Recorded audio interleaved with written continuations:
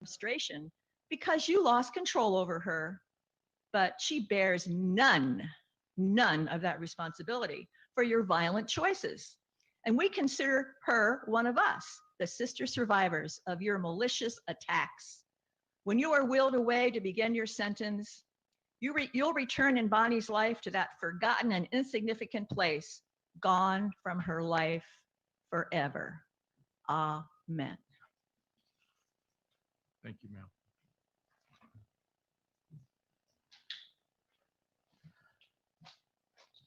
My understanding is we're going to go forward with San Joaquin County. Is that correct? Yes, Your Honor. It'll be San Joaquin County, specifically Jane Doe number 39 and Jane Doe number 17, and the representatives from San Joaquin County District Attorney's Office will be here. Very good. Thank you.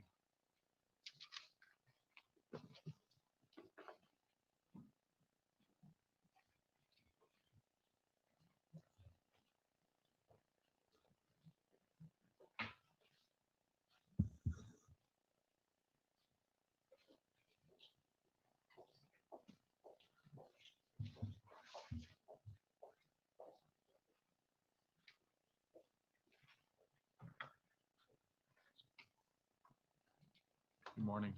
Morning, Your Honor. Let the record reflect, Mr. D'Angelo is present with counsel. Can the attorneys that represent the people from the County of San Joaquin please state your names for the record?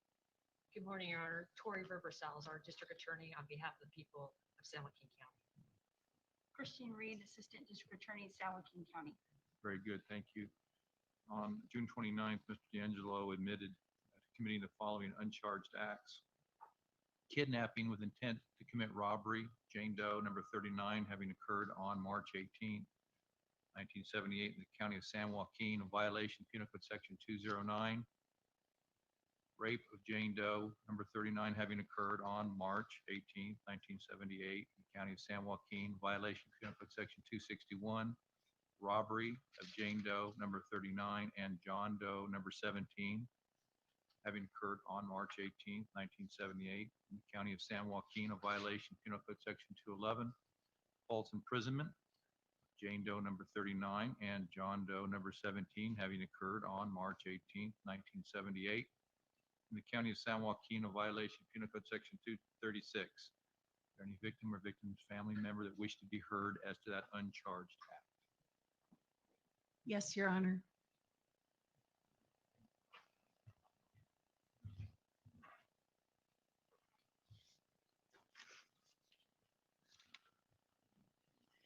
Your Honor, I'm Gay Hardwick, formerly of Stockton, California. While living there in the first home my husband and I purchased together,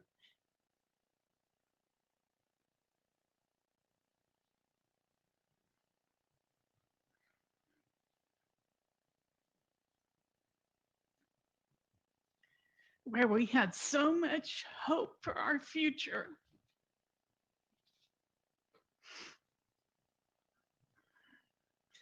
on March 18th, 1978, Joe D'Angelo attacked us while we were sleeping.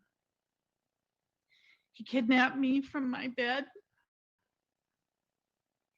He raped me repeatedly. He sodomized me. He forced oral copulation.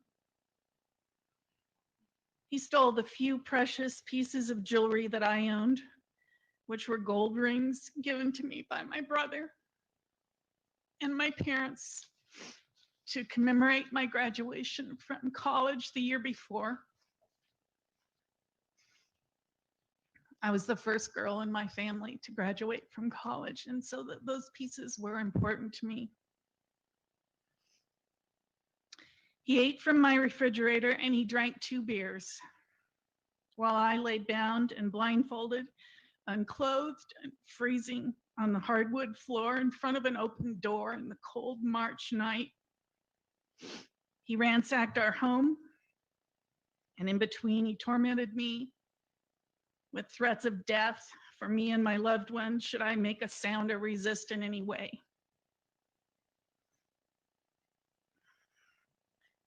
The aftermath of this attack has been with me for 42 years. That's a very long life sentence for somebody who had done nothing to deserve such hatred and violence and desecration of my body.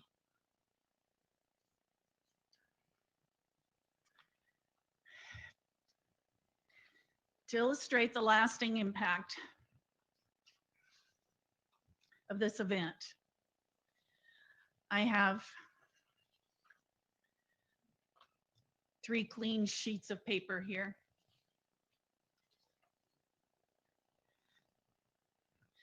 All 3, if they represent lives, have unlimited potential in this world. These paper lives might serve to hold the written formula of a life-saving scientific breakthrough, a beautiful poem, a soul-moving watercolor. Certainly they would carry words of love and comfort and encouragement and shared memories to their families, both the younger and the older generations. This life, paper number 1, was never touched by Joe DeAngelo. To this day, it remains clean and pristine and able to sweep itself clean of all of its previous endeavors and start new ones if it chooses.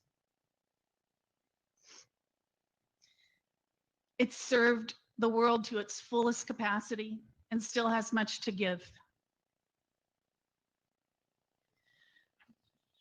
This life, no, it's okay. Paper number 2 was murdered by Joe DeAngelo. It's a life violently taken by him while satisfying his perverted sadistic urges. This life might have contributed so much to our world, brought love and comfort and those shared memories to its grieving family members. But instead, this life, so full of potential, was turned into a broken dream, stolen from us all by this monster, leaving a void the size of the soul in the lives of all of those that loved that soul.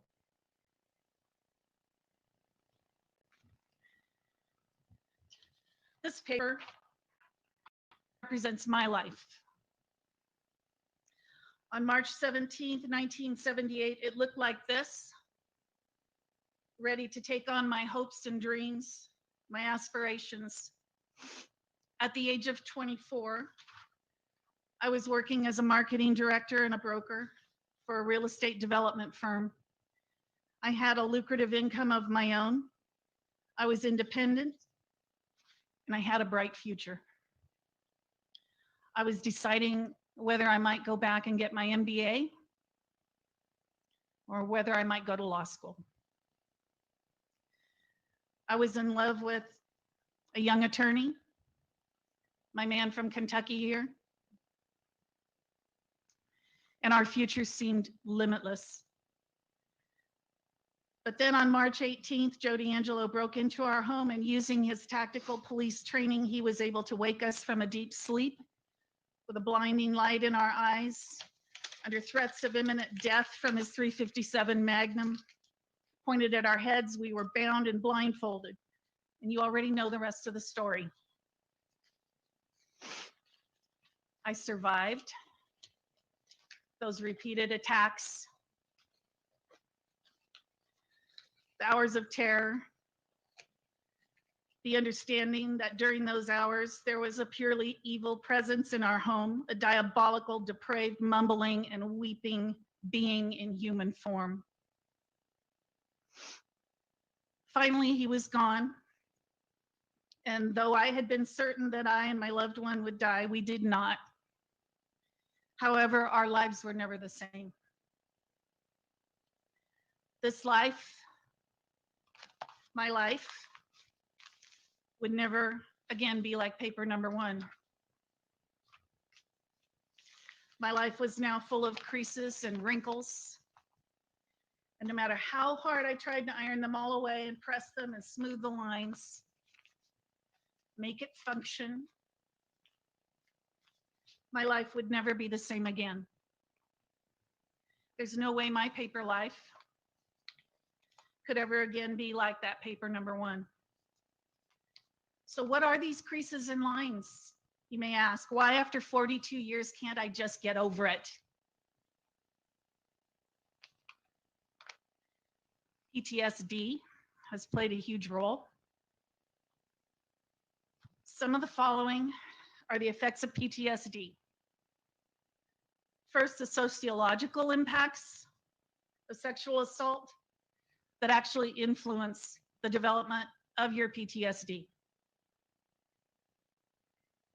Victim blaming attitudes, the comments made by elected officials in our country in just the past few years. Clayton Williams of Texas, rape is kind of like the weather. If it's inevitable, relax and enjoy it. Todd Aiken of Missouri, if it's a legitimate rape, is there a legitimate rape? The female body has ways to shut that thing down. Rick Santorum, US Senator, former US Senator, and candidate for president. Rape victims should make the best of a bad situation. Richard Murdoch of Indiana. Even when life begins in that horrible situation of rape, that's something God intended, not the attacker. The blame's not placed on the attacker. Jody Lobenberg of Texas. In the emergency room, they have what's called rape kits, where a woman can get cleaned out. Lawrence Lockman of Maine. If a woman has the right to an abortion, why shouldn't a man be free to use his superior strength to force himself on a woman? At least the rapist's pursuit of sexual freedom doesn't, in most cases, result in anyone's death. These are widely published and circulated quotations, and you can see these individuals saying these words on YouTube if you just Google them. Expressions of ignorance such as these are so damaging to rape victims like me, and they serve to dismiss rape as some kind of boys will be boys transgression. Even as I was writing my statement, our present administration, through Betsy DeVos, has enacted into law changes to the Title IX protections for students K through 12 and college campuses that force victims of sexual assault to face their attacker and be cross-examined, which will most likely result in fewer rape victims being willing to report these crimes because they don't want to be traumatized a second time. The trusted advisor that's allowed to question these students can be, for example, the attacker's disgruntled parent. None of the new procedures are trauma-informed in any way. Victims are guaranteed that they may change classes or dorms to avoid their attacker, but again, these are victims, not the accused, being forced to make adaptations. What if this was your college or high school student? This is just where we are in 2020. We haven't come a long way. Interestingly, my personal experience has been that if I describe our attack as armed robbery, bound and held at gunpoint, people are usually supportive. They're so glad you weren't killed. They're understanding that they would have been also lucky to survive if they had been held at gunpoint and robbed. They don't ask, why didn't you fight back and stop the robber and save your money? Because they would have followed directions to save themselves too. But when it's rape at gunpoint, often the response is, I never would have let that happen. Really? There wasn't anything you could do? Just recently, someone asked me, how did you come to know this person? Which feels like they must think I have been engaging in some kind of risky behavior to bring this on myself. Where were you? What were you doing? What were you wearing when this happened? Are still so commonly asked. Then there's my personal favorite. Well, at least you weren't hurt. There are also those who just don't believe what happened really occurred, or that I must be mistaken. And you can see the doubt in their eyes. I don't know why that is, but it does happen. And my conclusion is that it's just plain too disturbing for their mind to have to believe the terror and the truth of it. Because then, if it could happen to me, it could happen to them. It could happen to anyone. Besides the sociological impacts that contributed to my PTSD, there's the very real physiological and psychological changes brought about by the trauma of Joe DeAngelo's attacks.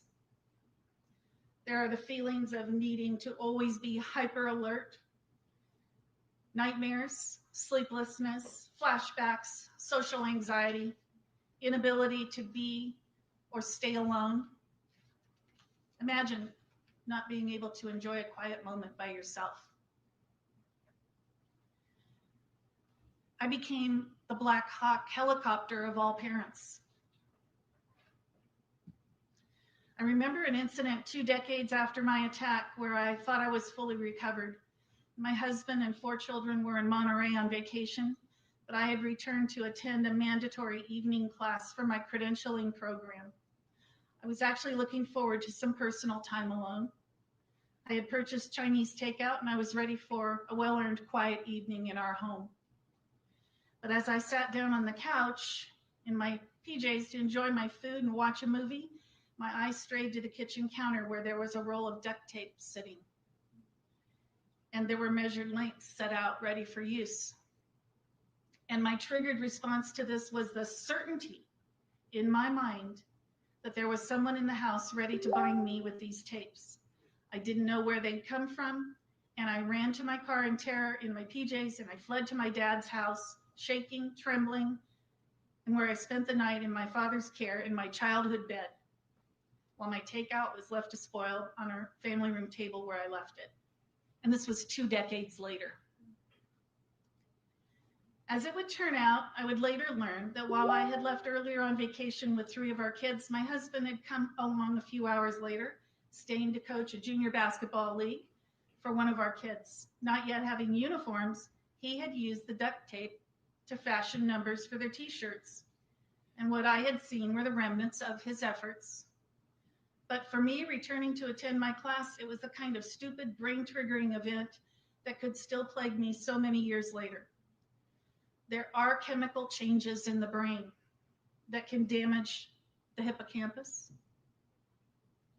The neural and endocrine systems are affected. The body has higher levels of cortisol, adrenaline rushes. Cortisol has widespread action, and its dysregulation affects other neural systems, leading to my inappropriate fear reactions and persistent mild depression. And that can sometimes escalate. I still don't know how much my immune system has ultimately been damaged. These things don't ever really go away. Just when you think you're okay, a triggering event can occur and you find yourself right back in the middle of a panic attack or an unreasonably aggressive response to something relatively minor, or a series of unexplained and unrelenting nightmares. PTSD, a rewiring of my central nervous system, as my psychiatrist described it, contributed to a lot of these creases and wrinkles in my life. Other things, such as trust issues, body image issues, lost opportunities that I just didn't have the energy to pursue any longer, such as law school or graduate work, are also a part of my wrinkled life. I left my career because I could no longer cope with the stress and anxiety of traveling and being exposed to so many strangers on a daily basis in order to do my job. I stayed home for 10 years where I felt safer. Finally, at the age of 42, I entered a teacher credentialing program and became an elementary school teacher. At least I wasn't afraid of children. I used all my energy to keep my dream of marriage and family strong, and I built the best second career I could for 21 years before retiring. But it shouldn't have been this hard. I shouldn't have had to make constant adaptations to compensate for the wrinkles and the creases on my life's page.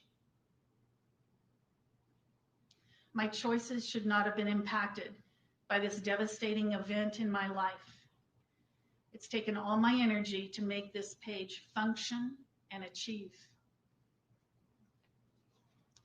Still, I've written a good life on it, a happy family on my page, and I've been married to a saint of a man here for 41 years as of yesterday. Through it all, he has supported me emotionally, physically, financially, and in every other imaginable way through our life together. Because that's what a real man does. Around 2012, nearing the end of my teaching career, I was suddenly contacted by Paul Holes, who was an investigator with Contra Costa County. This was when I learned about the murders that had been committed and their connection to the East Area Rapist attacks. I had never heard from my local San Joaquin County law enforcement again at all since the week of the attack in 1978. It was a terrible shock, but I agreed to cooperate with him the best I could as he convinced me that the case was solvable. Previously ironed out wrinkles in my life resurfaced as I dredged back through my traumatic memories in an effort to help law enforcement find the perpetrator of these crimes. If Stockton law enforcement would do nothing with my case, maybe this guy from Contra Costa could. In my heart, I never could get over the feeling that my attacker was still living among us, enjoying his life scot-free while I struggled to make the most of my damaged life's page. And he was. It wasn't easy to dig back 35 years, and it caused both my husband and me additional anguish. But if he could be caught, I reasoned it was worth it. Then came the arrest. No one from my jurisdiction had the decency to let me know that Joe DeAngelo had been arrested. My 2 adult daughters found out from the news media and called me. Again, another traumatic development. Then ensued these past 2 years of realizing that victims in some jurisdictions are kept fully apprised of the developments in the case, while my experience has been deflection by my local officials, refusal to press the very charges Joe DeAngelo has now admitted to, and massive communication failures. Every contact with my local officials up to the announcement of the plea deal has been initiated by me, not an email or a phone call, unless in response to my own efforts to stay informed. For the past 2 years, I've had to advocate for myself and inform my own deputy district attorney of developments in the case that she had not been informed of. But thanks to the strong network of survivors in Sacramento, Ventura, and Contra Costa, I was. All of these things have affected my life by causing additional stress and anxiety, as I clearly saw how victims were treated differently depending on their jurisdiction. And I've had more conversations lately. It's not just San Joaquin County, it's other outlying counties too. The lack of cooperation between jurisdictions that has been mentioned by many members of law enforcement, such as Carol Daly and Detective Crompton, was real in the 1970s. And my experience is that it is still quite evident today. Don't get me wrong. I am pleased at the final resolution of this case, the guilty pleas and the admissions of guilt that are so very important to all of us survivors. But my point is that I know many of the victims personally, and we all know that some of us have not been treated equally. We can and we should do better. More wrinkles and creases that I've had to deal with. Finally, I want to discuss the absolute gut punch it was after the arrest to learn that I had been brutalized and raped by a full-time police officer. I've always had great respect for our officers and the work they do that endangers their lives every day. I've managed to continue to trust in them. To learn that DeAngelo, sworn to serve and protect, used his training and skill set to terrorize and rape and murder for years was staggering. Not only that, but this devious psychopath pursued a Bachelor of Arts degree in criminal justice, not to serve and protect others, but to enable him to be a very prolific, self-preserving criminal. He sought employment in the field where he would be least likely to be suspected. And the ultimate betrayal, he built a family structure around himself to further disguise and hide his evil, bloodthirsty, diabolical pursuits. And I feel so badly for his daughters and his granddaughter.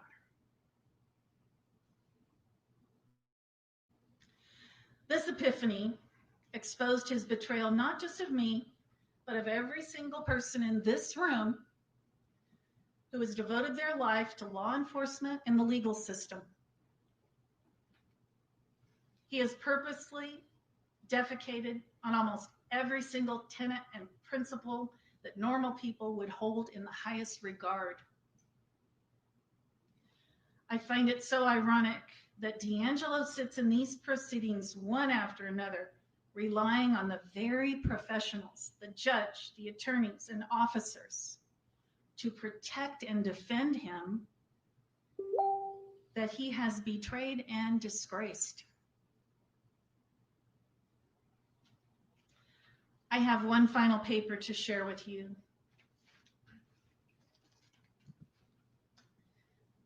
This one was once a clean, crisp, blank page full of possibilities that might have benefited the world. But it's today a toxic, steaming, evil mass of human waste, best kept sealed tightly. And there's no excuse for this. So I get that he may have been an abused child, you know, that he experienced sad things in his life, that he had to move around a lot, that his fiance jilted him,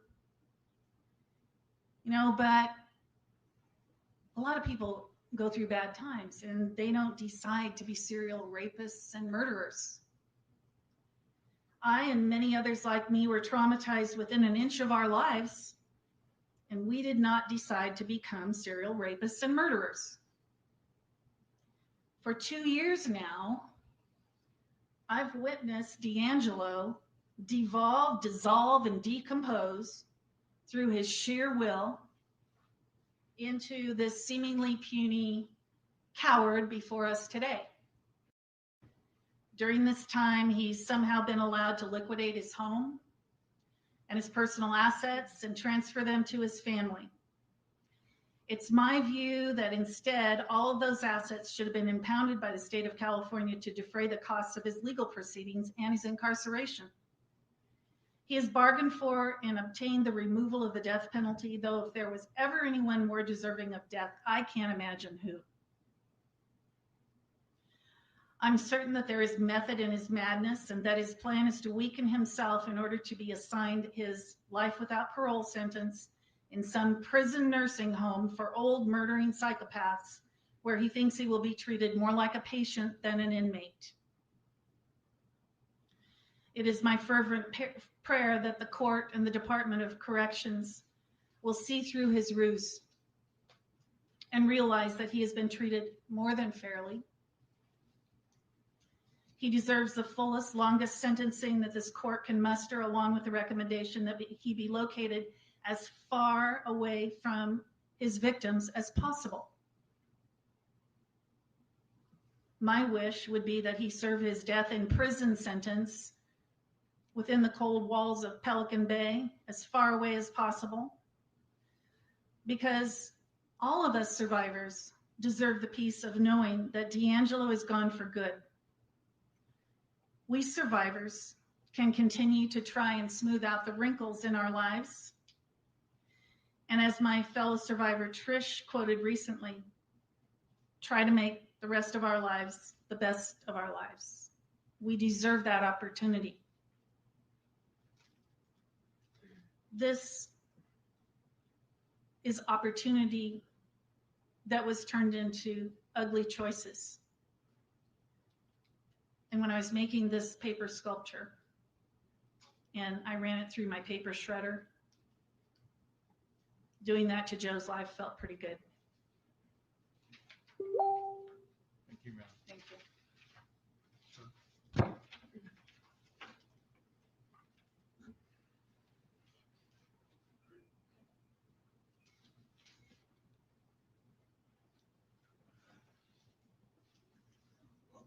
My name is Robert Hardwick, and this is my beautiful wife, Gay, who I love today as much as I did when the time took place. On March the 17th, the day of the attack, I was living with my beautiful girlfriend in a home we had just purchased months earlier. We had not yet married. I had graduated from McGeorge Law School, and I had worked about a year and a half as a public defender in San Joaquin County. I progressed on to, I left the public defender's office I took a job with one of the best private attorneys, small firm in Stockton. And I worked directly under Mr. Maxwell Freeman, who I consider one of the best attorneys in San Joaquin County. My wife to be had graduated from EOP, and she was working as marketing director. At the time, on March the 17th, before the attack, we felt like all young people want to feel, to be successful, to be productive, and to be moving forward with somebody you love. We had all those things. Then on March 18th, 1998, Joe Angelo appeared in our life. He broke into our home. He tied me up at gunpoint. He assaulted and raped Gay repeatedly. It was terrifying for me because I was totally helpless. I could do nothing to protect her.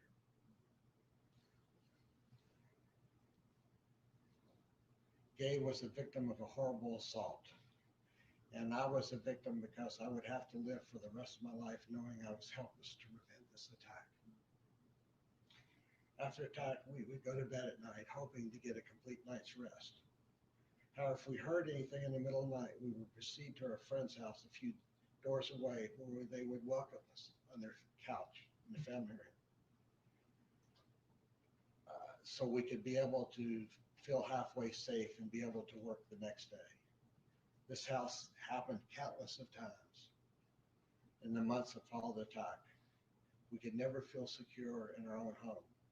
So finally we decided it was futile and we put the house for sale.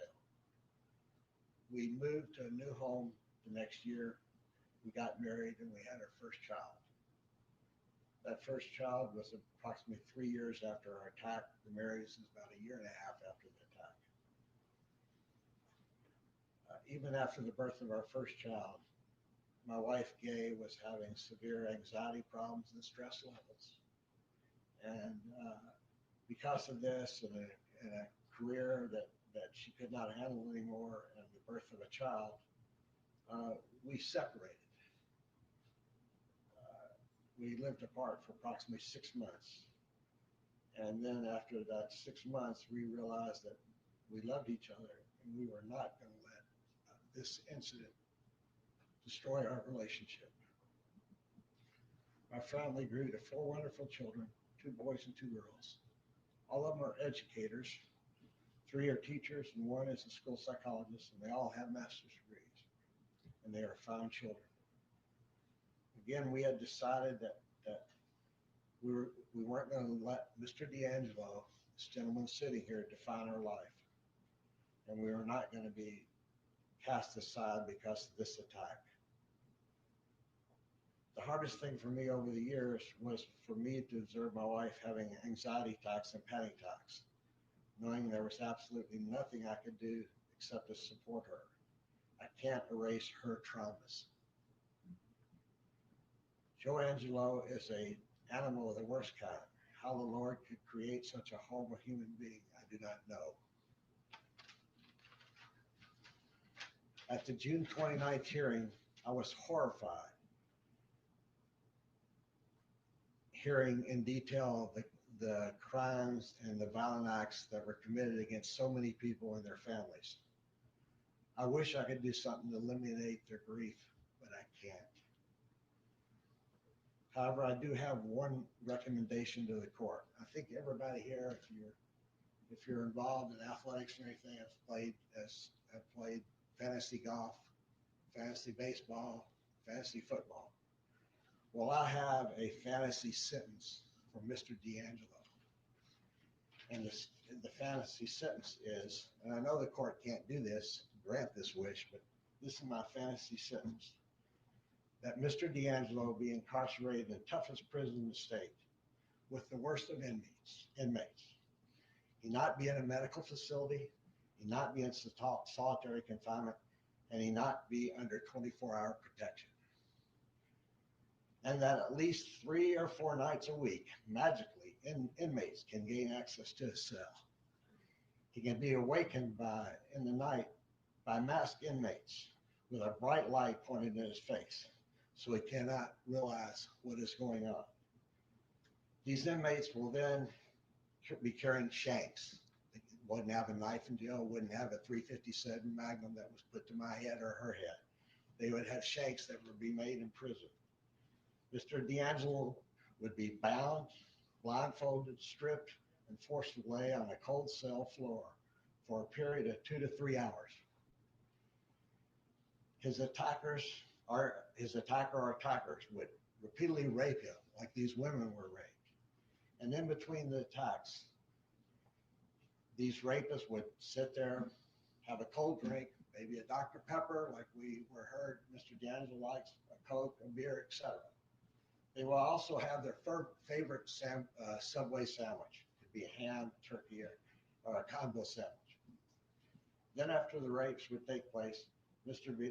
D'Angelo would be forced to turn over and set up and orally copulate his attackers, just like he had these women do. Every woman and every attack on every woman was the same. During the attacks, he would be told if he didn't comply, he would be killed. This threat of killing would be idle in my mind because I wouldn't want to give him the easy way out. I wouldn't not want him to die. I would want Mr. D'Angelo to suffer for the rest of his life like the victims, the rape victims, have suffered the last 42 years. The purpose of him knowing every morning when he got up that because the attackers were masked like the women's were, he would not know who was his friend, who was the attacker. He would be in the same position as the women that he attacked. I would like Mr. D'Angelo to go to sleep at night, not knowing whether he was going to have a good night, meaning no attacker, or a bad night, attackers. It is imperative for justice to be achieved and these attacks continue for the rest of his life, which statistically would probably be no more than 10 to 15 years because of his life expectancy.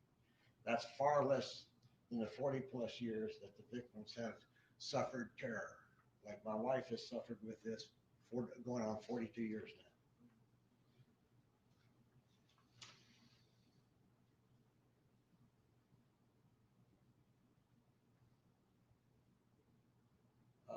This is what I realize. This is a wish list. I know it can't happen, but again, this is a fantasy sentence. So I say this one thing to future inmates of Joe D'Angelo. If you are listening, please remember what I have said. Thank you. Thank you, sir.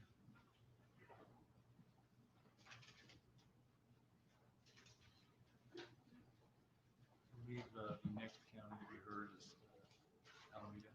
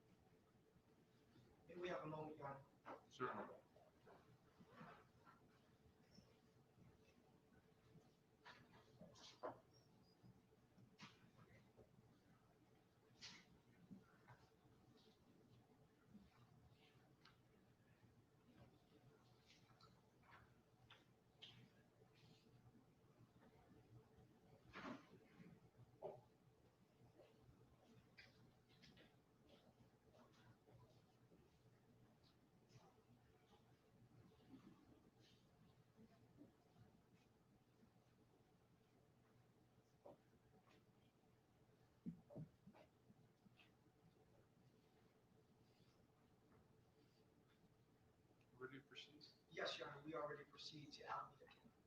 And I see that it's listed as District Attorney Nancy O'Malley. Will she be doing this? No, Your Honor, I will be reading on behalf of the Alameda County District Attorney's Office and the victim in that case. All right, very good. This is, we're on calendar here to hear victim impacts as to Alameda uncharged acts. On June 29th, the defendant admitted to committing the uncharged acts as follows, kidnapping with intent to commit robbery of Jane Doe, number 50, having occurred on April 4th, 1979 in the county of Alameda. In violation of Penal Code Section 209, rape of Jane Doe, number 50, having occurred on April 4th, 1979 in the county of Alameda. Violation of Penal Code Section 261, robbery of Jane Doe, number 50, and John Doe, number 22, having occurred on April 4th, 1979 in the county of Alameda. Violation of Penal Code Section 211, false imprisonment. Jane Doe, number 50, and John Doe, number 22, having occurred April 4th, 1979 in the county of Alameda. Violation of Penal Code Section 236. My understanding, Mr. Ho, that you'll be reading a victim impact. Yes, Your Honor, this is a statement of Robert Brooks from Alameda County. Thank you. To whom it may concern, I feel that confronting Joseph D'Angelo in person would be the wrong move for me. I would think it would be a waste of my time. I believe he is a cold, stone predator and feels no remorse for his crimes. Why feed his knowledge that he is still in the heads and tormenting his victims? The innocent lives that he took and changed are still affecting all the families that were directly affected by his crimes, even all of these years later. Children, brothers, sisters, grandchildren, cousins, in-laws, and family friends. Even the law enforcement personnel that were involved in the case. One person changed all these lives. Look at the communities where these crimes occurred. All of these people are now changed, and their lives have been changed. He took the innocence and comfort of living in what most thought were safe, good neighborhoods. One man took all of that from all of these people. This man does not deserve to be a part of society. He does not belong on this planet. He forfeited those rights years ago. He showed no remorse, no regard for others. To give him any more attention, to spend any more time and money to keep him alive is a travesty. Those funds could be used for other worthwhile causes. My impact statement is, Joseph D'Angelo has earned the right to die. Robert Bob Brooks. Thank you, Counsel. Does that conclude the victim statements from Alameda County? Yes, Your Honor, it does. And the next set is from Yolo County, and we have a victim advocate who will read that statement when Your Honor is ready. All right. Are you representing Yolo County? Yes, there's the advocate that will represent Yolo County now. All right. So let me make a record as to the uncharged acts from Yolo County. On June 29th, Mr. D'Angelo admitted to the following uncharged acts: kidnapping with intent to commit robbery of Jane Doe, number 43, having occurred on June 24th, 1978 in the county of Yolo. Violation of Penal Code Section 209. Rape of Jane Doe, number 43, having occurred on June 24th, 1978 in the county of Yolo. Violation of Penal Code Section 261. Robbery of Jane Doe, number 43, and John Doe, number 20, having occurred on June 24th, 1978 in the county of Yolo. A violation of Penal Code Section 211, false imprisonment of Jane Doe, number 43, and John Doe, number 20, having occurred June 24th, 1978, county of Yolo. Violation of Penal Code Section 236. My understanding of a victim's advocate is going to read a victim impact from Jane Doe, number 43. Yeah. Good morning, Your Honor. My name is Laura Valdez, and I'm a victim advocate with the Yolo County District Attorney's Office. I'm here representing the multiple survivors of Yolo County, but in particular, to provide a voice for these survivors that have entrusted their words to me. Dear Honorable Judge, we would like to be identified as the Yolo County couple. I was raped by the East Area Rapist in the early morning of July 23rd, 1978. I would like to make a victim impact statement to the court. For 42 years, we have lived with the memories of the night we were suddenly awakened by a man standing in our bedroom doorway, shouting orders with a flashlight and a gun in hand, threatening death if we resisted. We were furious that this man ruined our innocence, angry that the memories persist, frustrated that there are triggers that still remind us of this horror, and tired of enduring 40 years of fear that he might return to kill us as he threatened.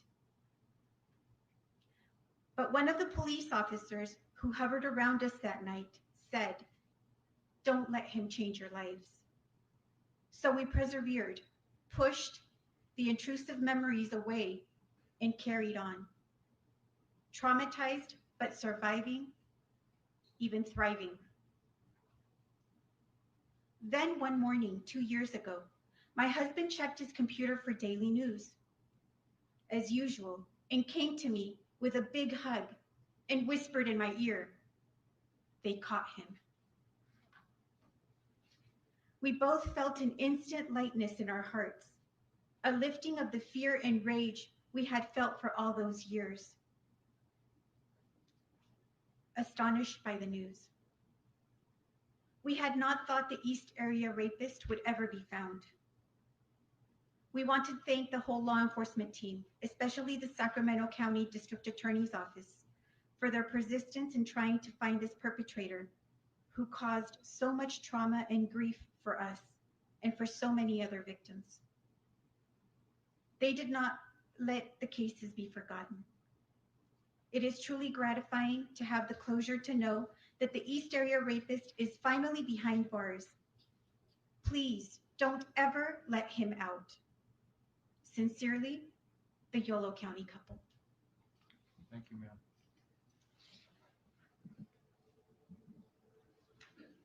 We're proceeding to Santa Clara. Yes, Your Honor. And in regard to Santa Clara, there is a representative of the Santa Clara District Attorney's Office here as well. All right, very good, thank you.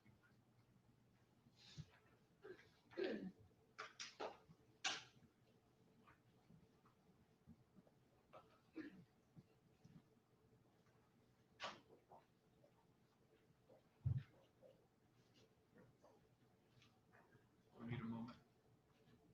Yes, Your Honor, we need a moment to bring in the witness. Very good, thank you.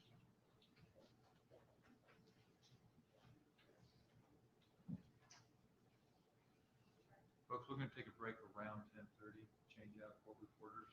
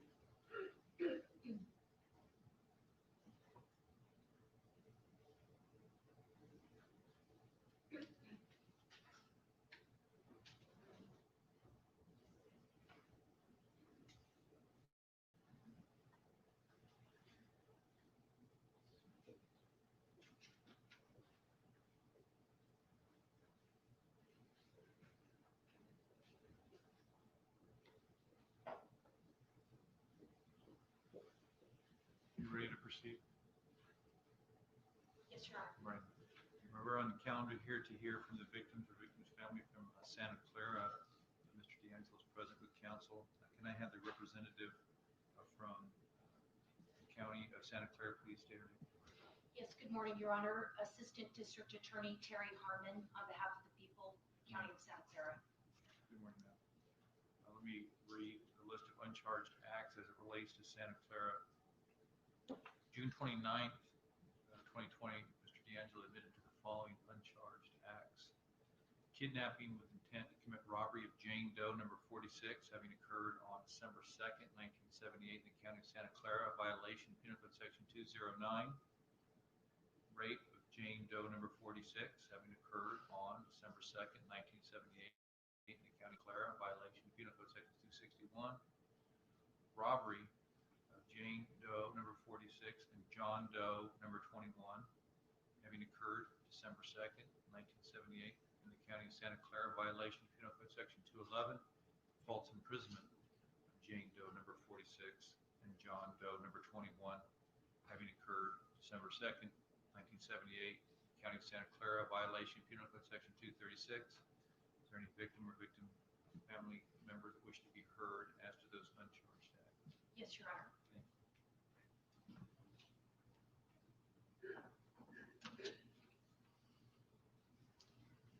Your Honor, I would first like to address the trial process. There has been a tremendous lack of communication since the arrest. I have never been informed of the developments in this case, such as the hearing, dates, time, and where. I might have attended. Never an email, text message, or phone call. All communications were the result of my initiating contact with victim advocates in Sacramento. I never received any information from the Santa Clara DA. It is wrong that victims in other counties were left in the dark, while Sacramento victims were fully informed all the time. This was very unfortunate. Now, I would like to address Mr. D'Angelo.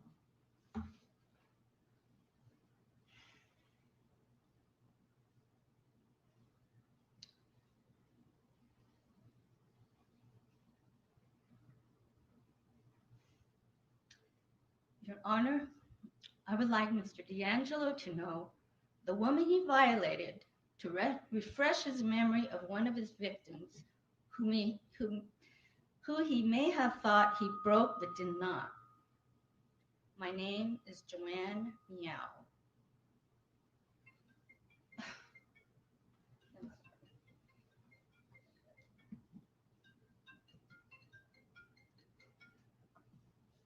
Thought I turned it off. My name is Joanne Miao. You assaulted my husband and myself the night of December 3rd, 1978. Do you remember entering my bedroom, blinding my eyes with a flashlight, as you kept pounding on the bed, yelling, "All I want is your fucking money"? Do you remember me screaming at the top of my lungs and you yelling and screaming at us that you had a gun and you would shoot us?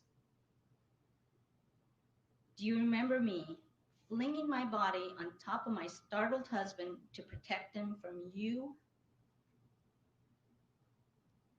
Do you remember tying our hands and feet so tight with many of our own shoelaces? Our hands and feet were numb for many, many, many weeks afterwards. Do you remember going into our kitchen and tearing up kitchen towels to blindfold us and gag us? Do you remember untying my feet and dragging me to the family room?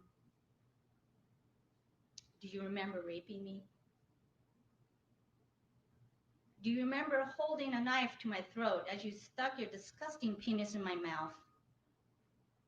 What I really wanted to do was to bite your penis off your body. But my hands were tied behind my back, blindfolded, and with that knife at my throat. Well, Mr. D'Angelo, you victimized me, but I am not a victim. I want to tell you what I was constantly thinking during the rape itself. I kept on saying to myself, "You are not going to get me. You are not going to get me. You are not going to get me." I choose to live my life.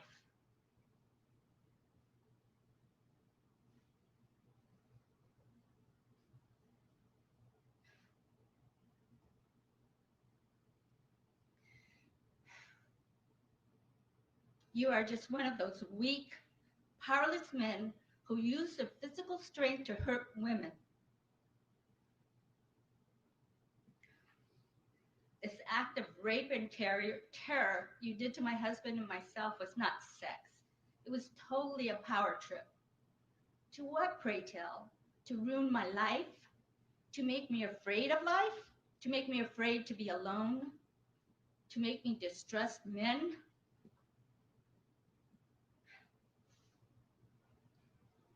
Well, Mr. D'Angelo, it did not work on me. Much to your dismay, I've weathered through this horrible experience in my then young life with even more confidence, perseverance, strength, and endurance. Your illusion of power to overcome me backfired, Mr. D'Angelo. I chose to come through being a stronger, confident woman and live my life normally and not have fear dictate my life. How dare you, and how dare every man who perpetrates this lowly form of aggression towards women be even allowed to walk on this earth? I do not know your history, Mr. D'Angelo. However, I will give you the benefit of the doubt. I'm guessing somewhere in your life you experienced great pain and suffering. Therefore, you felt the compulsion to hurt others. Killers are not born, they are made. I'm dying to know who harmed you and made you this way. Please do tell, because therein lies the real perpetrator.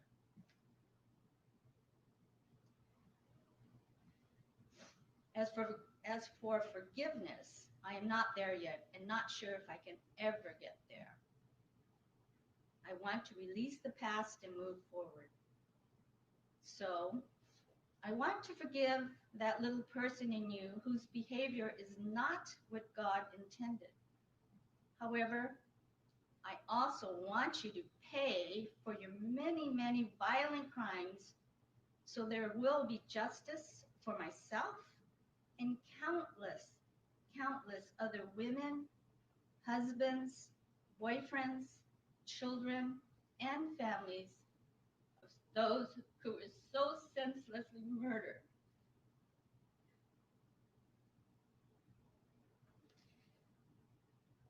Joseph D'Angelo, whether you understand or acknowledge the depth of your depravity, it doesn't really matter. What matters is that you will spend the rest of your life in prison, and I survived. I'm a survivor who became very resilient and a very, very fortunate human being. Thank you, ma'am. Thank you, Your Honor. Thank you. Is there anybody else wish to be heard as to that uncharged act? No, Your Honor. Thank you, counsel.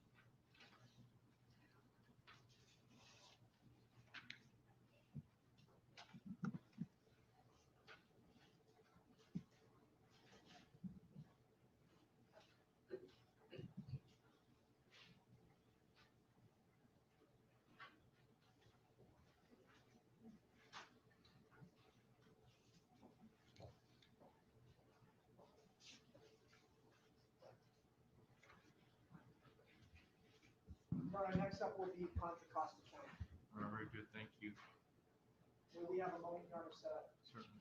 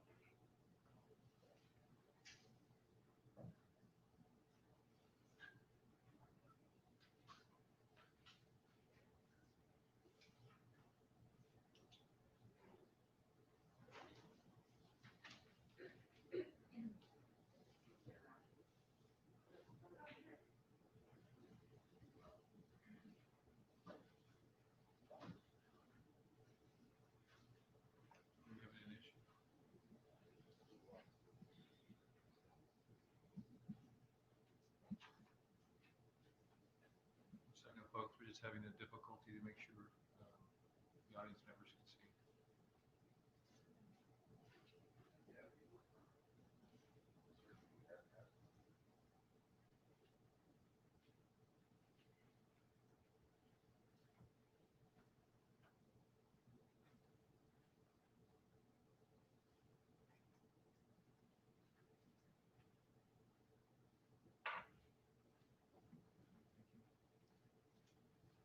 We're on calendar here. And we're scheduled to hear from the victims and victims' family involving crimes and uncharged acts committed by Mr. D'Angelo in the county of Contra Costa.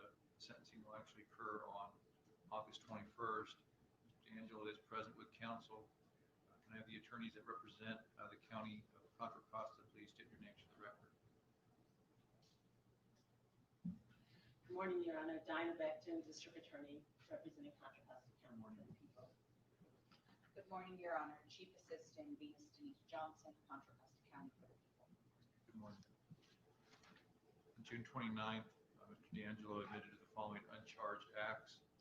Rape of Jane Doe, number 47, having occurred on December 8th, 1978 in the county of Contra Costa, violation Penal Code Section 261. False imprisonment, Jane Doe, number 47, having occurred December 8th, 1978 in the county of Contra Costa, violation Penal Code Section 236. Is there any victim or victim's family member or member of the victim's family wish to be heard as to that uncharged act?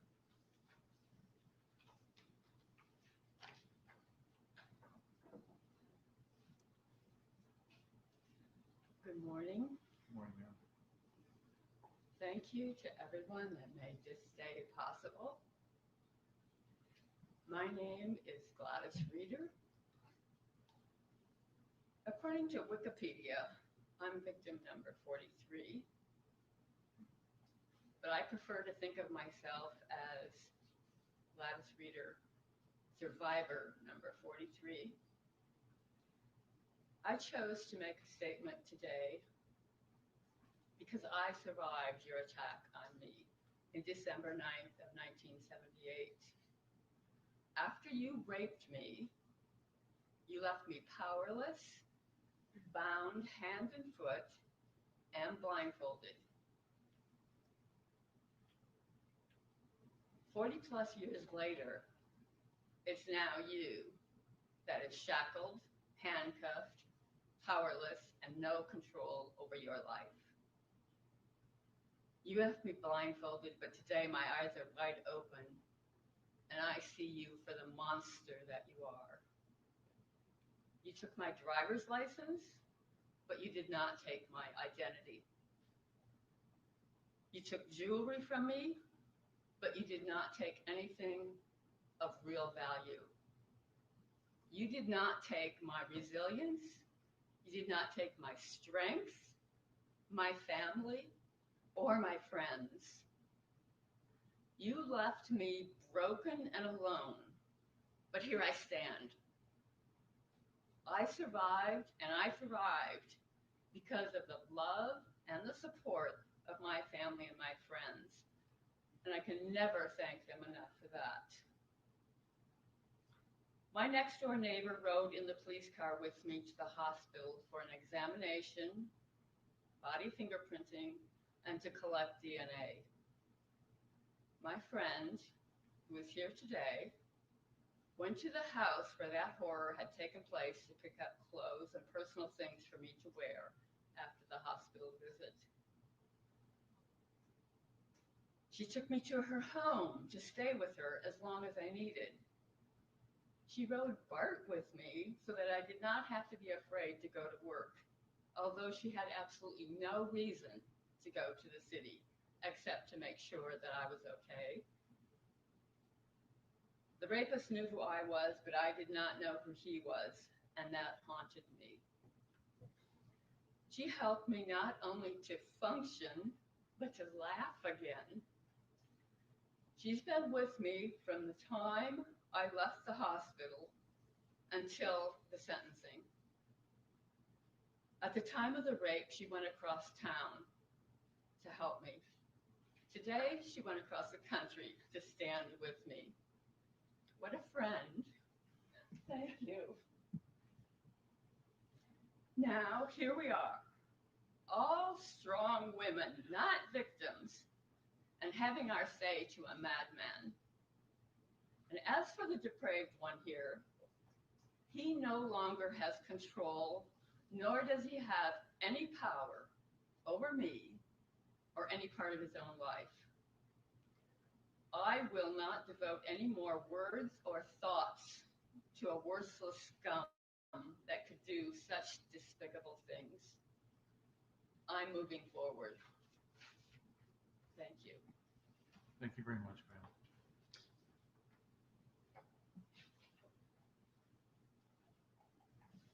We're ready to proceed to the next charge. Yes, sir. All right. On June 29th, the defendant entered guilty plea to count 23, charge of kidnapping with intent to commit robbery of Jane Doe number 10, having occurred on October 7th, 1978 in the county of Contra Costa, violation of Penal Code Section 209. In addition, the defendant admitted to the following uncharged acts: rape of Jane Doe number 10, having occurred on October 7th, 1978 in the county of Contra Costa, violation of Penal Code Section 261. Robbery of Jane Doe number 10 and John Doe number 9, having occurred on October 7th, 1978 in the county of Contra Costa, violation of Penal Code Section 211. False imprisonment of Jane Doe number 10 and John Doe number 9, having occurred on October 7th, 1978 in the county of Contra Costa, a violation of Penal Code Section 236. Does anybody wish to be heard as to count 23 or any of the uncharged acts? I will read the statement on behalf of John Doe number 9 and Jane Doe number 10, Your Honor. Very good. Thank you, Counsel. You may proceed. On an October evening in 1978, our lives went from the tasks and concerns for being a responsible, caring parent of a 1-year-old, concerns for career and life direction, to a fight for our lives and the survival of our family. It would change how we looked at our world. Where might we go to be safe? And how would we respond to the trauma of personal violation, sexual and physical assault, and personal humiliation? There would be questions of who we could trust and if we had done something to bring this upon ourselves. What could we have done differently? Who would do this and why?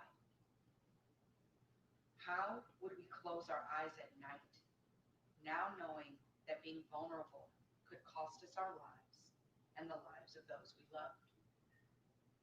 I struggled with the personal guilt of, should I have done more to protect my wife, our family? Was I a coward for not responding more aggressively, unpredictably? Or was I an example of self-control, discipline, doing what I needed to do moment by moment to stay alive and keep my family alive? Why wasn't I more observant of my surroundings? Why couldn't I remember the license plate of the vehicle on the side of the house? I struggled with nightmares of violent, brutal acts that I wanted to inflict on this cowardly individual. I felt hate that I had never known and wanted him to suffer and feel my pain. It was pure evil. We struggled as a couple and nearly lost our marriage. We were two wounded people attempting to find a way to heal, support, and love each other when each was trying to reconcile their own anger, fear, emotional and physical trauma. We each met with psychologists in an attempt to work through our issues. We struggled, got alarm systems, didn't go to bed without checking behind doors and in closets. We knew that we couldn't stay in the home where we were traumatized, so I took a job in Fresno, where we moved hoping to close this terrible chapter in our lives. We were committed and determined not to let these hours in October of 1978 define who we were and what we were to become. With continued spiritual work, periods of counseling, many self-help books, and couples workshops in combination with the tincture of time, the pain was not as intense. The nightmares weren't as frequent, and we were able to continue with what I would consider a healthy and normal life. However, our family was forever changed. My sister won't go to bed without checking her doors and making sure she's not followed home. My niece won't keep her drapes open on the first floor because she's afraid of an intruder. And yes, we still have an alarm system in our new home. I check doors before bed and lock behind doors and in closets. I have a shotgun under my bed and I run simulations of what I would do during the night if he were to come back. 40 years later, I wonder what we were meant to learn from this experience. How blessed we are to be alive. What does it mean to forgive ourselves and others? What does it mean to be Christian, to turn the other cheek? If we are all created in God's image, how do I find that image in Mr. D'Angelo? If God is present in each of us, how can someone be so evil? I'm sure that those hours in October did not define me or my family, but it did change us, our view of the world, and a deep realization of what evil the human spirit is capable of. Thank you, Your Honor. Thank you. Well done, counsel. Ladies and gentlemen, I'm going to give defense counsel a break as well as switch out court reporter and give a chance for press to take a break as well. It's approximately, let's call it 25 after. We'll try to reconvene 20 to 11 and we'll proceed until we're finished. We have approximately a couple more incidences to hear from, and then we'll have a full day tomorrow. Thank you. We're recessed.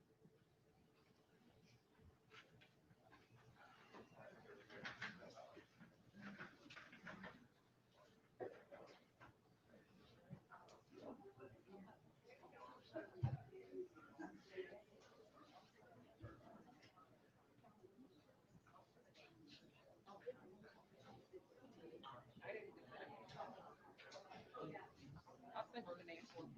Yeah. Our readers are MIY.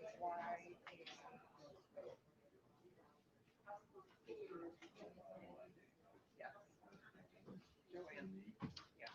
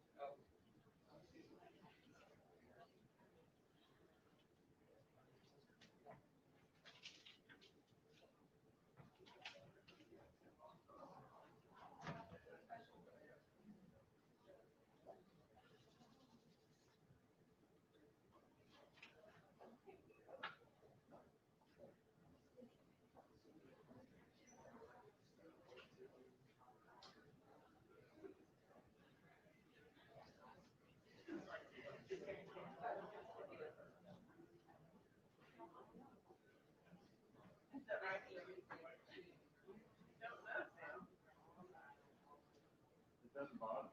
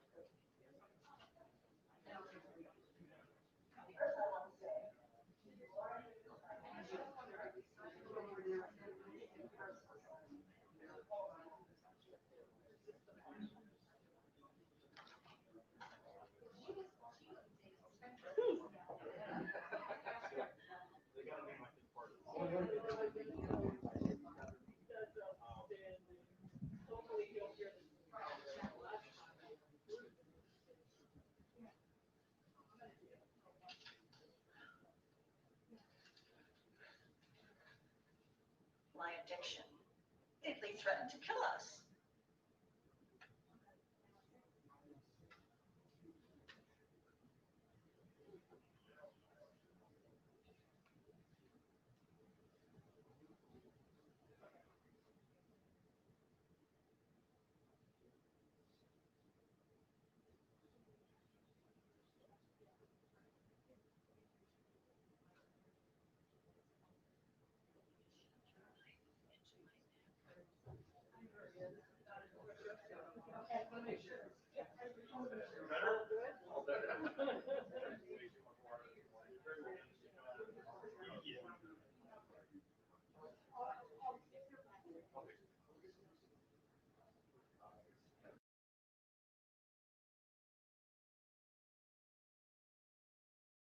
Eleven.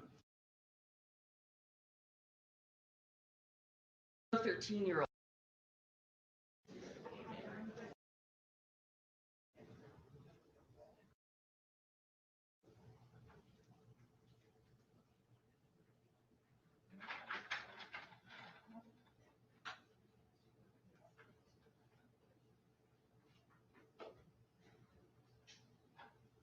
Okay, please remain seated and come to order. Department of Attorney, back in session. Thank you. We're back on the record. Mr. D'Angelo is present with counsel. People are represented as well. Are we on to count 23? Or did we just do 23? I believe incident number 72, Your Honor. Very good, thank you.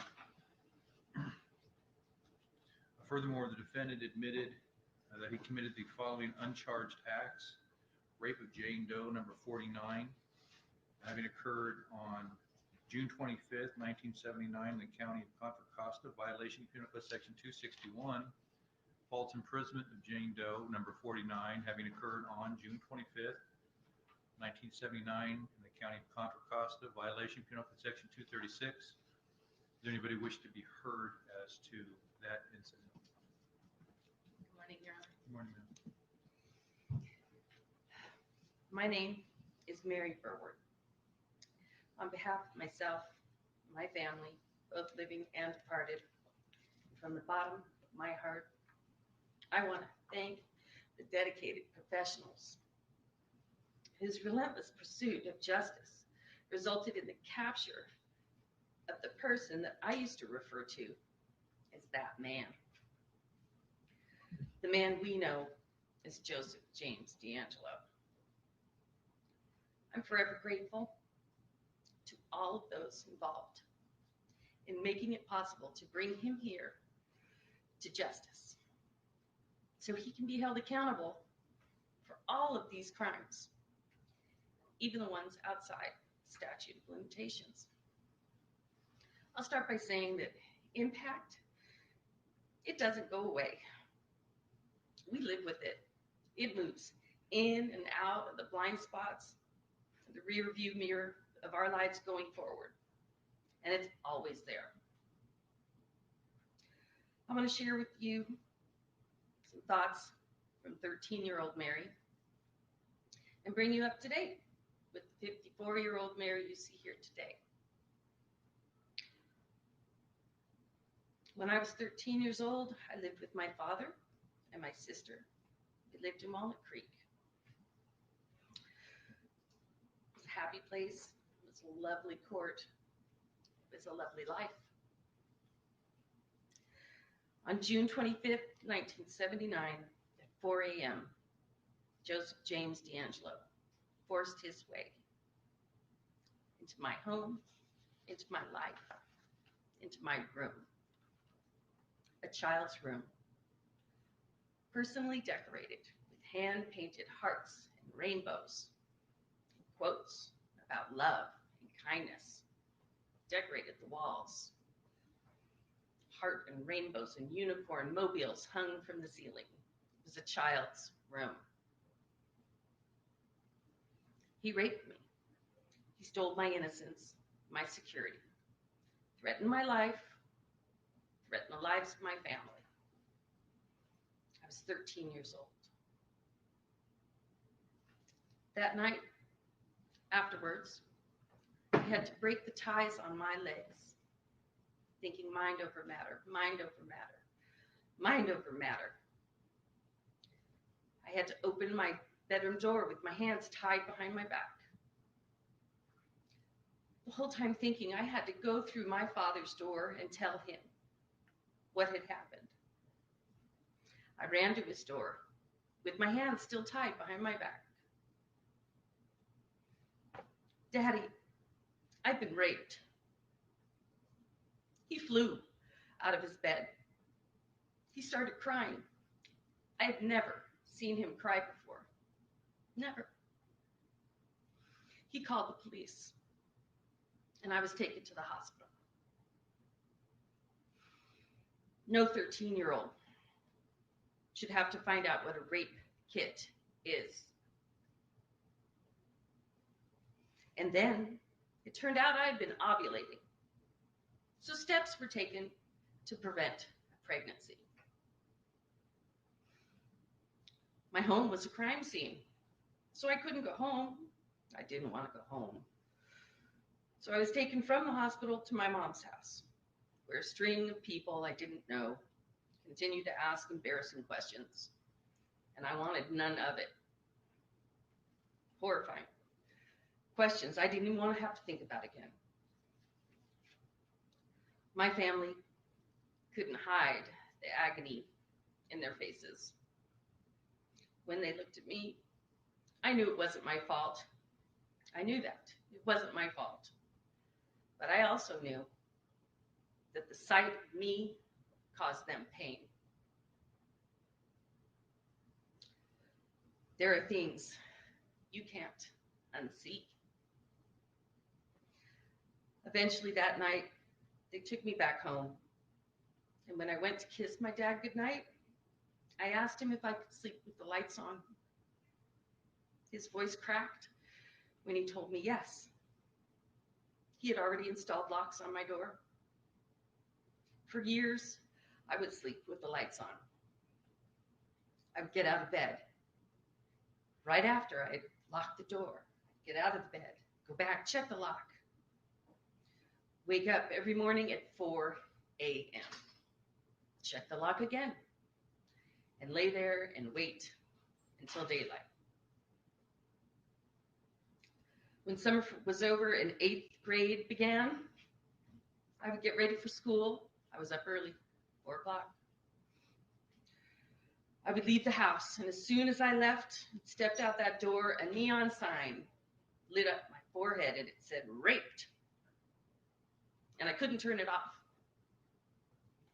So I had to be brighter than that sign. When I went to school, I tried to prove that I was no different than I had been before. Dad tried to return my life to normal. He devoted more time and attention to me. I was a cheerleader. He was a cheerleader's dad. He painted the house a different color, changed landscaping. He put extra security locks on all the doors, but nothing could fix it. I didn't feel safe there. Cheerleading helped me. My friends helped me. They would take me on vacations. They had me stay with them in their homes because I didn't want to be at home. Last thing I wanted to do was be in that house.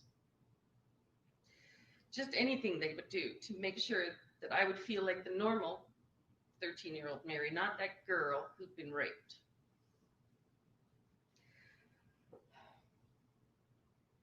My dad and I were so proud of my sister.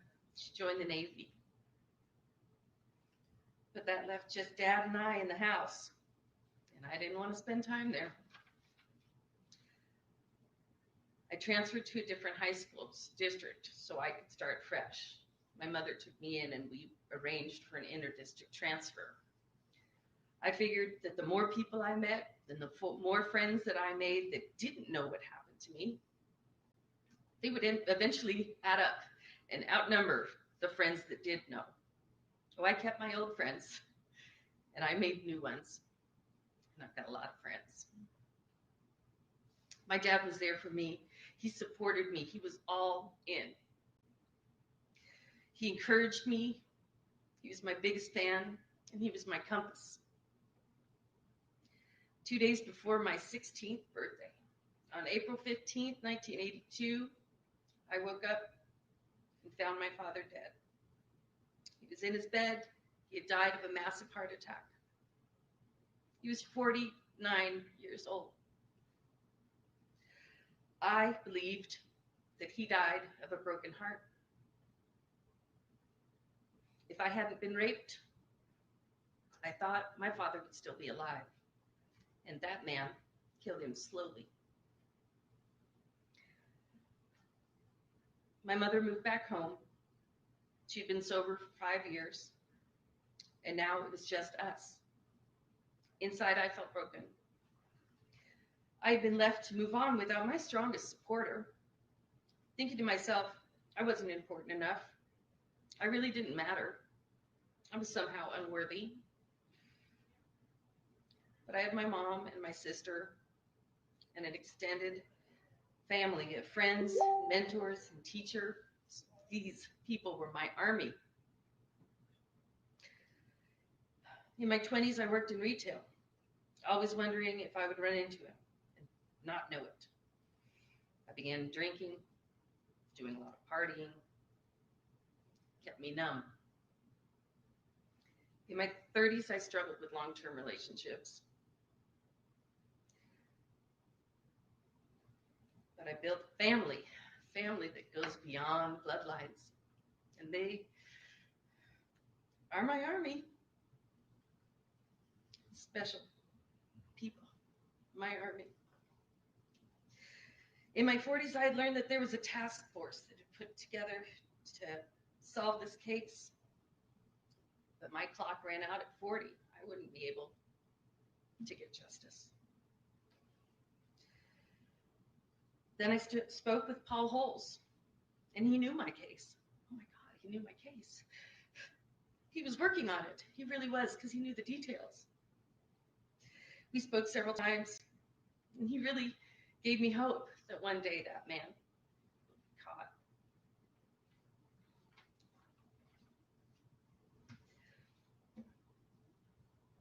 Then, a week after my 52nd birthday, on April 24th, he was captured. I'd be consumed now with the details of my assault. Now I had to see them through adult eyes. The darkness was overwhelming. I reached my lowest point at 53, and I had to change. I ended my drinking career. I'm now in a much stronger place. I've got a clear head, and I'm here. On June 1st of this year, I got a call from the DA's office telling me that that man was going to admit to my crime. A weight was lifted off my shoulders, and it sounds crazy or cliche, but it's not. A weight. I had no idea how heavy this weight was. I've been carrying it for so long. I've lived longer with this weight than I've been on this earth. I've had it longer than I've been on this earth without it. But it was gone. I didn't realize how important it was, but it was gone because he would be here admitting in a court of law what he had done to me. Finally, I can go forward. I have justice that I've been waiting for, and I never thought I'd get it. I have a full second half of my life ahead of me, and you've got what you got. However, 13-year-old Mary needed justice. If only back then, someone could have said to me with confidence, if they could have said to me that one day he'd be caught and one day he'd be held accountable. I can't help but think what a difference that would have made for my future. Thank you very much. Thank you very much, ma'am. Are we ready to proceed as to count 25? Just one moment. Certainly.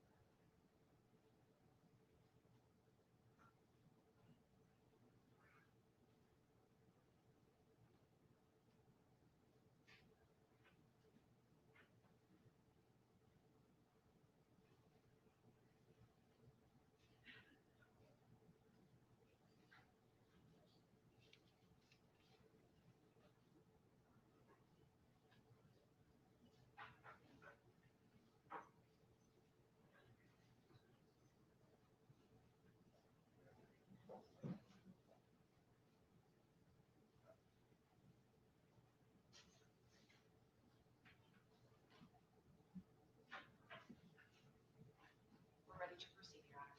All right, thank you very much. This is count 25. Mr. D'Angelo has entered a guilty plea, charge of kidnapping with intent to commit robbery of Jane Doe number 12, having occurred October 28, 1978, in the county of Contra Costa, violation of Penal Code Section 209. In addition, the defendants admitted to the following uncharged acts: rape Jane Doe number 12, having occurred on October 28, 1978, in the county of Contra Costa, violation of Penal Code Section 261. Robbery of Jane Doe number 12 and John Doe number 11, having occurred October 28, 1978, in the county of Contra Costa, a violation of Penal Code Section 211, and false imprisonment of Jane Doe number 12 and John Doe number 11, having occurred October 28, 1978, in the county of Contra Costa, violation of Penal Code Section 236. Is there any victim or a member of the victim's family wish to be heard as to count 25 or any of the uncharged acts?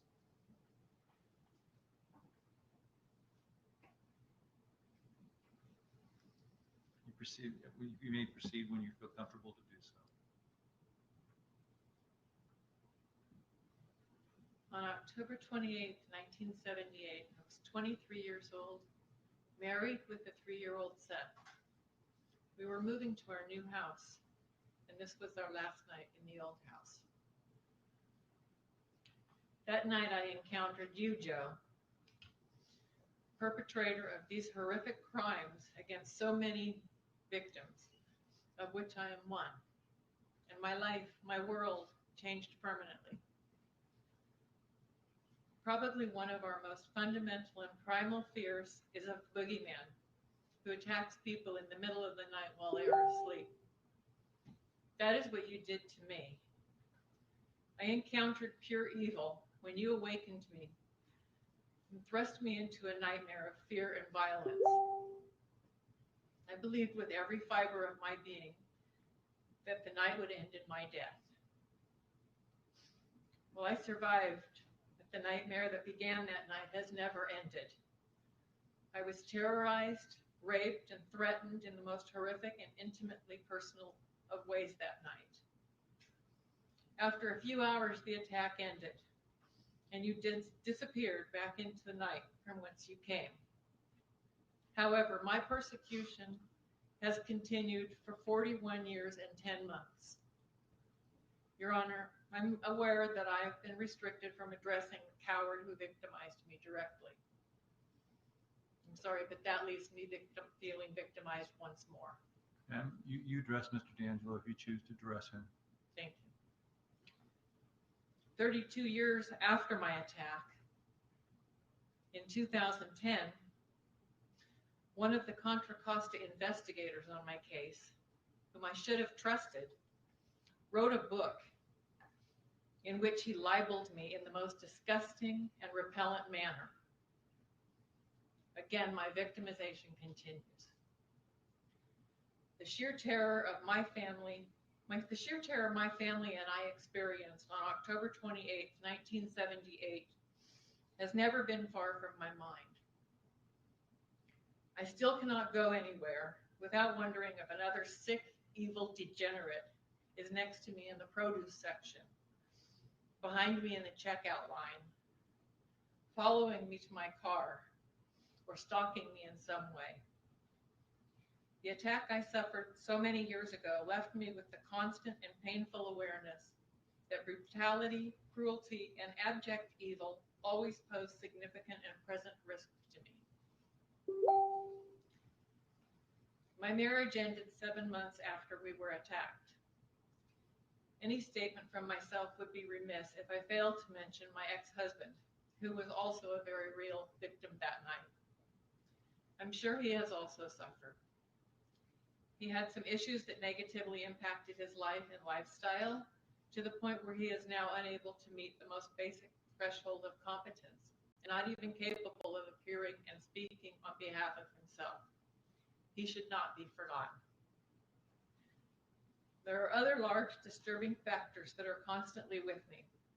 My inability to sleep at night without medication and the need of a nightlight. Even then, I have difficulty sleeping through the night, and some nights are entirely sleepless. It is difficult for me to trust other people. I struggle to establish and maintain normal relationships. I find it extremely difficult to be optimistic or spontaneous in virtually every situation and circumstance. My father and I were very close. We shared a love of water skiing. That was my thing, my hobby. My father taught me to water ski at 3 years old.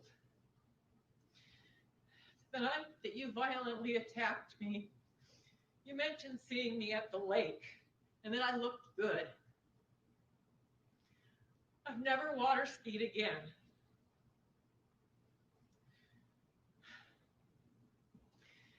Meanwhile, your chosen hobby of murder, rape, burglary has continued unabated for years. You destroyed the life that I had and blithely continued your crime spree without missing a beat. Where is the justice in that? Over the years, I have often thought about a day like this. What do I want out of this? What do I want your punishment to be? Is there a penalty, a punishment that could satisfactorily address the horrible crimes committed by you against myself and the numerous other victims? I doubt that. Joe, on October 28th, 1978, you terrorized me and my family.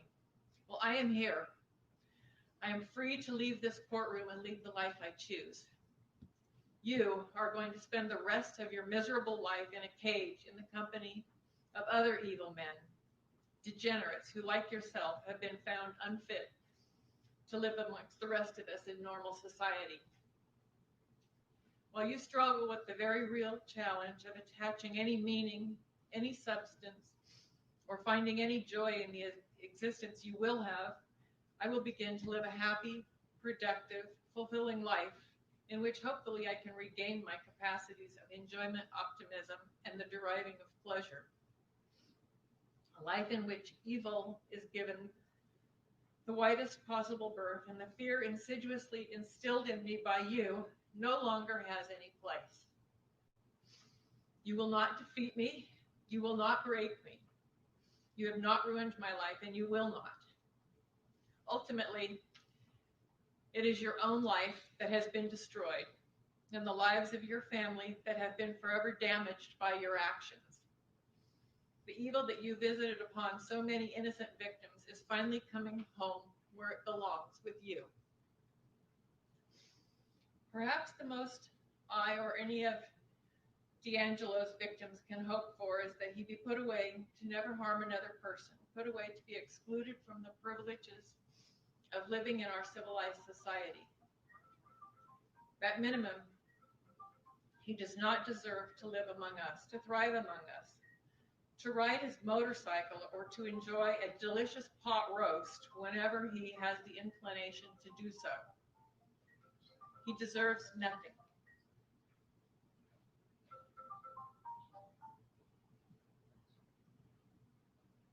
Sorry, ma'am.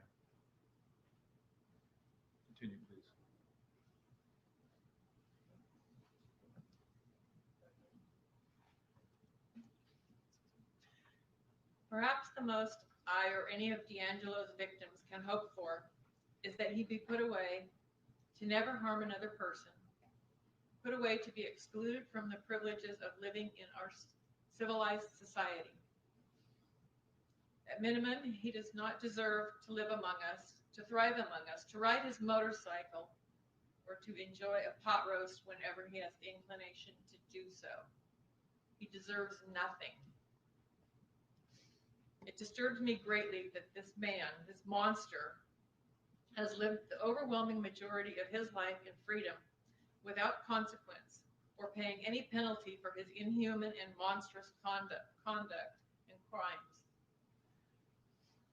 What I hope to achieve when I leave here today is for me to stop bearing that penalty. This coward has been a specter haunting my thoughts and dreams continuously since he attacked me so many years ago. When I leave here, my hope is that any thoughts of him will wither and die in my mind, just as he will wither away, be forgotten, and eventually die inside the confines of the California Department of Corrections.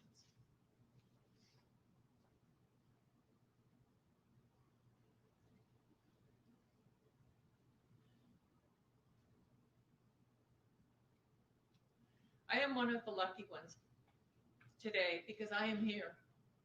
I'm able to speak on my own behalf. It is especially important that we never forget that at least 13 voices were forever silenced by the horrific conduct of this perpetrator. Your Honor, I am aware that a plea agreement is in place and Joe D'Angelo's punishment is entirely within your purview. If what I want and feel has any importance to you, however, I would respectfully ask that you consider sending him to the California State Penitentiary at Pelican Bay, California. Sending him away from the centers of our society to the dismal isolation of Pelican Bay, where he will not only be out of sight, but hopefully out of mind as well, would be a great healing blessing, not only to myself, but also to most of his other victims with whom I am in touch. In closing, I thank Your Honor and I thank this court for the opportunity to address the court. Thank you, ma'am. Does that conclude Contra Costa's participation at this point? It does, Your Honor. Thank you. Thank you, counsel. Mr. Ho, do we have anything further today scheduled?